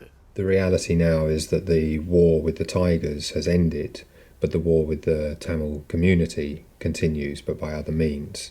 යුද්ධය අවසානයේ ගලවා ගනු ලැබූ ප්‍රාණාපකරුවන් ලෙසින් දෙමළ ජනතාවට සලකනු වෙනුවට රජය කළේ එක්සත් ජාතීන්ගේ සංවිධානය විසින් උන්හිටිතැන් අහිමි වන්නන් වෙනුවෙන් ඉදිකළ සුවිශාල කඳවුරු සිරගෙවල් බවට හරවමින් ඔවුන් ඒවාට ගාල් කිරීමයි. 3 ලක්ෂයක් පමණ ජනකායක් එහි රඳවා තිබුණි. වානිද සිටියේ ඔවුන් සමගයි. It wasn't like a camp. It was more like a prison. You were held in gunpoints there. පැවතුණු තත්ත්වය ඉතා භයංකාර විය. ලිංගික දූෂණ හා අතුරුදහන් වීම නිතර සිදුවුණි. වානි මාස 3මාරක් එහි සිටියාය. බොහෝ දෙනෙකු අවුරුදු 2ක් හෝ ඊට වැඩි කලක් රඳවා තිබුණි. අද වනතුරුත් දහස් ගණනක් ආගියාතක් නැත.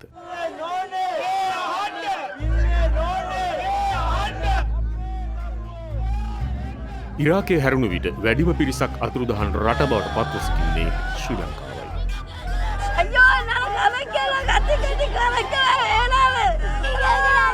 මේ බාලේන්ද්‍රන් ජයකුමාරි ඇගේ පුතුන් දෙදෙනෙකු යුද්ධයෙන් මිය ගොසිනි. කොටි සංවිධානය විසින් බලහත්කාරයෙන් බඳවා ගනු ලැබූ ඇගේ 15 හැවිරිදි ඉතිරි පුතා මහින්දන් ඉන් පසුව රජය විසින් අත්අඩංගුවට ගන්නා ලදී. ඔහු අතුරුදහන්. එදා පටන් ජයකුමාරි සහ ඇගේ 13 හැවිරිදි දියණිය විභූෂිකා ඥාතීන් විසින් පවත්වන ලද උද්ඝෝෂණවලදී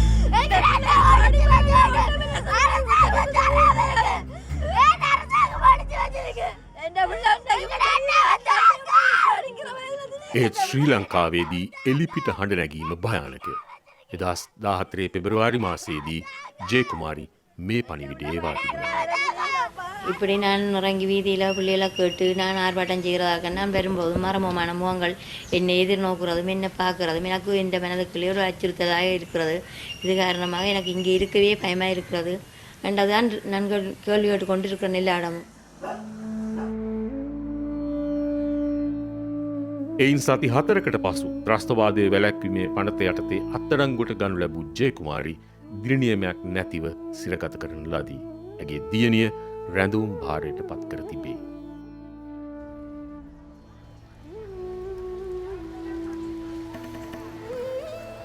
අදත් කෙරෙන මෙහෙයුමෙන් උතුරේ ජනතාව අතරින් බේරී සිටින්නේ ටික දෙනෙකු පමණි. There are still thousands of Tamil civilians that are homeless. Their land has been taken by the army. Hindu temples are being destroyed and replaced by Buddhist stupas. There are many allegations of sexual violence towards Tamil women.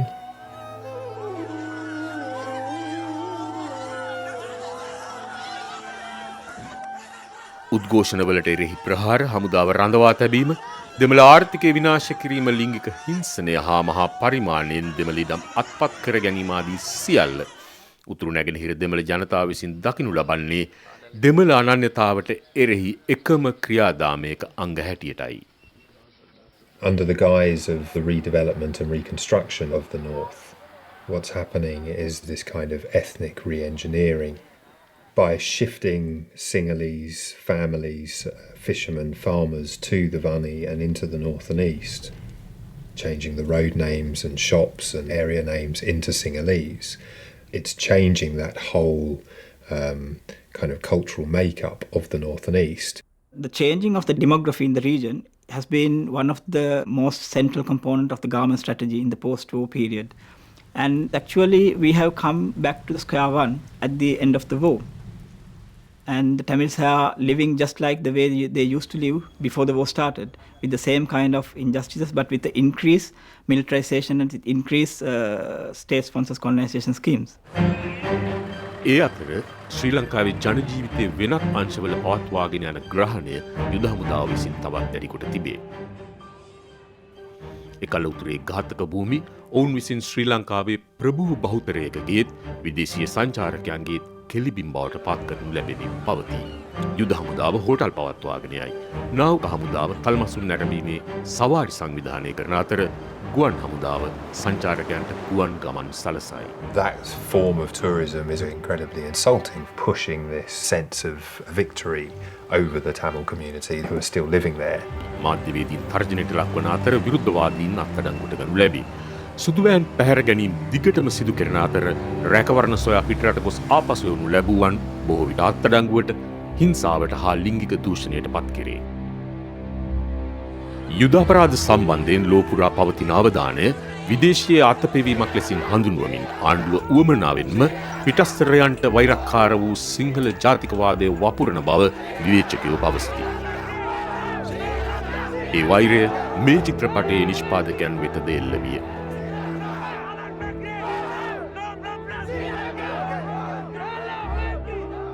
චිත්‍රපට කණ්ඩායම 2013දී ශ්‍රී ලංකාවට ආපසු ගිය විට ඔවුන්ට එරෙහි උද්ඝෝෂණ කිහිපයක්ම ආණ්ඩුවේ හිතවාදීන් විසින් පවත්වනු ලැබුණි. උතුරේ දෙමළ ජනතාවගේ අද තත්ත්වය ගවේෂණය කිරීම සඳහා වාර්තාකාර කණ්ඩායම දුම්රියෙන් යද්දී උද්ඝෝෂකයන් විසින් අනුරාධපුරයේදී බලහත්කාරයෙන් දුම්රිය නවත්වා ගනු ලැබුණි.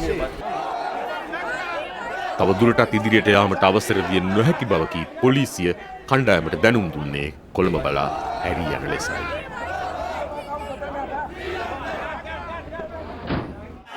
උතුරේ දෙමළ ජනතාව දිගටම මර්ධනය කරද්දී සිංහල ජාතිකවාදී වූ වෙනත් සුළුතර කණ්ඩායම්ද තමන්ගේ ප්‍රහාරයට ඉලක්ක කොටගෙන තිබේ. දැඩි මතධාරී බෞද්ධ භික්ෂුන්ගේ නායකත්වයෙන් යුත් මැර පිරිස් මුස්ලිම් හා ක්‍රිස්තියානි බැතිමතුන් සමග ගැටීමෙන් කිහිප දෙනෙකු මිය ගොස් තිබේ. මේ ප්‍රචණ්ඩ ප්‍රහාර ව්‍යාපාරික ස්ථාන සහ සිද්ධස්ථානවලට එරෙහිව සිදුවන අතර ඒවා වැළැක්වීමට පොලිසිය කිසිවක් නොකරන තරම්ය. අධිෂ්ඨානයක් ඇති කරගන්න අදින් පස්සේ එක බිම් මගලා ඒක මරක්කලේ වුණ දෙන්නේ මම උන්නාසලා නැගෙන සිංහල ජයෝන්මාදය සහ විවේචකයන් මර්ධනය කිරීම මැද දිගටම පවතින්නේ යුද්ධයේදී කෙරුණු අපරාධ වසන් කිරීමේ නිරන්තර උත්සාහයකි. This is our admission board without any facilities.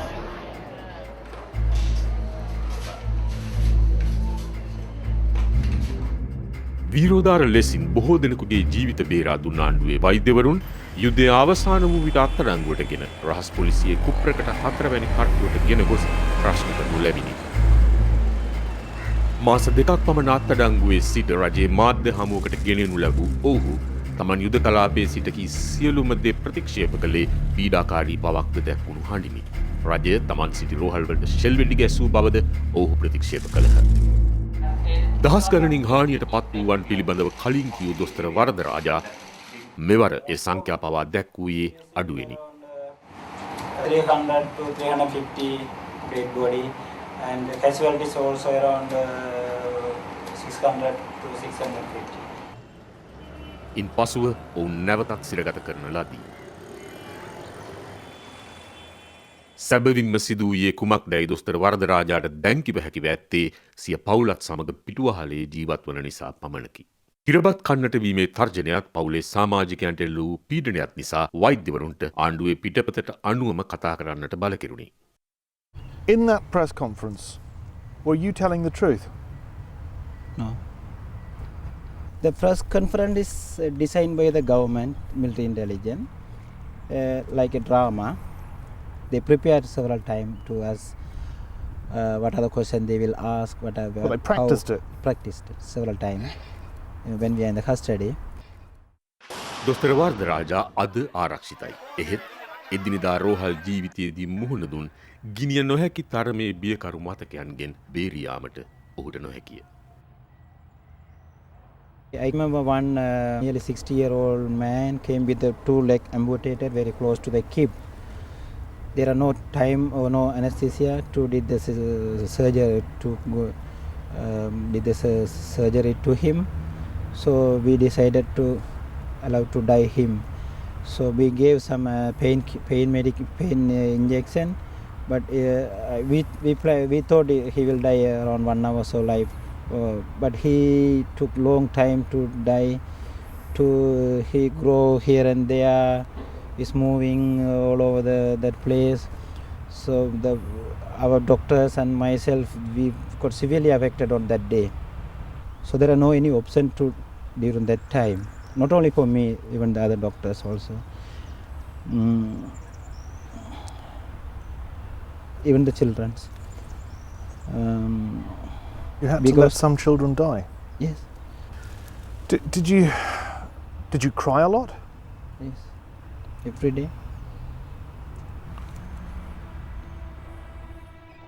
යුදාපරාධ ඇසුදුටු අය තර්ජනයට ලක්කොට නිහඬ කොට හෝ පිටුවහල් කොට තිබියදී ඒවා සිදු කළ වුන් ජයග්‍රහණයේ ඵලභුක්ති විඳිනු දක්නට ලැබුණි. පුදුමාතලන් සමූහ ඝාතනයේ මුල් තැනගත් 58 වැනි සේනාංකයට ආනදුන් ශවේන්ද්‍ර සිල්වා නිව්යෝක් නුවරදී එක්සත් ජාතීන් හමුවේ ශ්‍රී ලංකාව නියෝජනය කරන රාජ්‍ය තාන්ත්‍රිකයෙකු ලෙසින් පත්කොට යවා තිබුණි. එහිදී ඔහු රාජ්‍ය තාන්ත්‍රික මුක්තියක් භුක්ති විඳියේය. So you're accused of war crimes. Me? Yes. එක්සත් ජාතීන්ගේ මහලේකම්වරයාට සාම සාධනය ගැන උපදෙස් දෙන කමිටුවටත් ශවේන්ද්‍ර සිල්වා පත් කර තිබේ.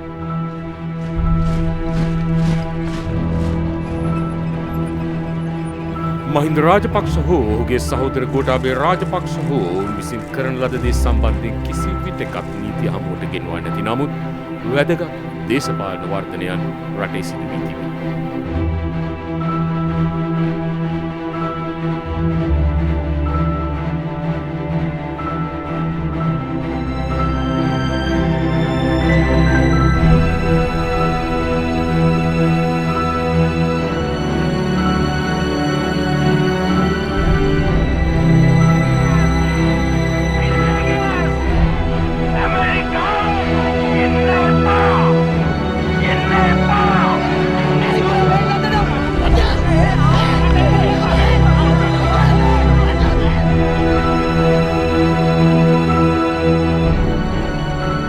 Sri Lanka categorically and unreservedly rejects this resolution as it challenges the sovereignty and independence of a member state of the UN and is inimical to the interests of the people of Sri Lanka.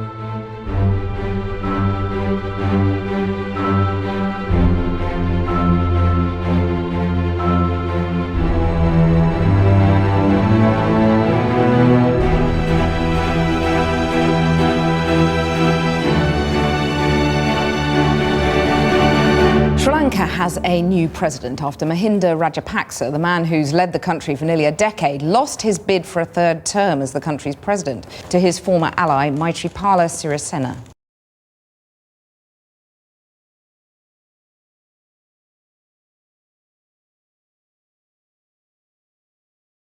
දූෂණ නිසා වංචාව අවසන් කරන්නට අලුත් ආණ්ඩුව දී තිබෙන ප්‍රතිඥාව වැදගත්. නමුත් දකුණේ සිංහල ජනතාව තේරුම් ගත යුතු වැදගත්ම කාරණාව තමයි ප්‍රජාතන්ත්‍රවාදයේ පිළිබඳ මූලික ගැටලුව පැන නගින්නේ දූෂණයෙන් හෝ ඥාති සංග්‍රහයෙන් නෙවෙයි. මිනිසුන්ගේ ප්‍රජාතන්ත්‍රවාදී නිදහස වලපල්ලට යෑම මේ වෙනකොට සිද්ධ වෙලා අවසానයි. ප්‍රජාතන්ත්‍රවාදයේ පිළිබඳ ගැටලුව ඉතිහාසයේ පුරාම අපි හමුවට ඇවිල්ලා තියෙන්නේ. රාජ්‍ය අපරාධකාරීත්වයේ පරාජය කරන්නට අපිට ඇති වුණ නොහැකියාව නිසා. 1971 දීත් 1989 දීත් පරම්පරා දෙකක ජීවිත ලක්ෂය වන්දියක් ගෙවලා අපි ඉගෙන ගත්ත පාඩම තමයි රාජ්‍ය අපරාධකාරීත්වයේ පරාජය නොකරන තාක්කල් ප්‍රජාතන්ත්‍රවාදයේ අවසාන විජයග්‍රහණය ලබා ගන්නට හැකියාවක් නැහැ කියලා. මේ මොහොතේදී මේ අලුත් ආණ්ඩුව පත් කරගෙන විජයග්‍රහණයක් විදිහට සමරන සිංහල ජනතාව අතිශයින් වැදගත් කාරණාවක් වටහා ගත යුතුයි.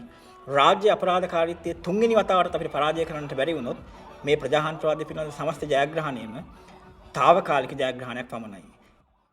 ඒ නිසා සිංහල ජනතාව දෙමළ ජනතාවගේ යුක්තිය ඉටු කරන්න, දෙමළ ජනතාවට සාධාරණ ඉෂ්ට කරන්න තියෙන සදාචාරාත්මක වගකීම සිංහල ජනතාවට එන්නේ පරම්පරා දෙකක ජීවිත වලින් අපි මේ පාඩම ඉගෙනගෙන තියෙන නිසා.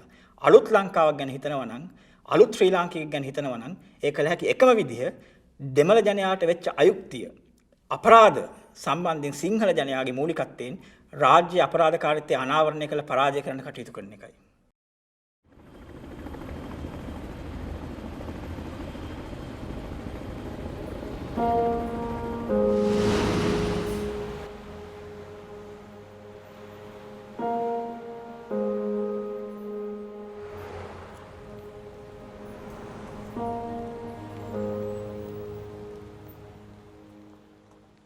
For the people who have lost everything, for the people who have gone through this, it's not that easy to just let it go like that.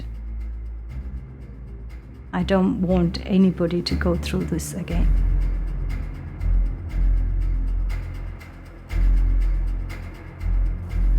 You abandoned me, left me broken and in pain.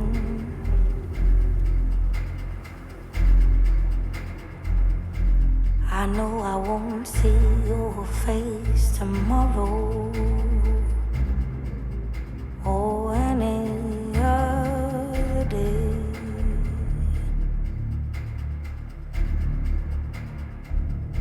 See, you abandoned me,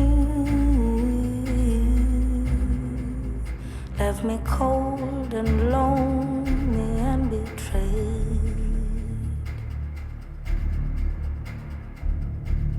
I don't wanna see your face tomorrow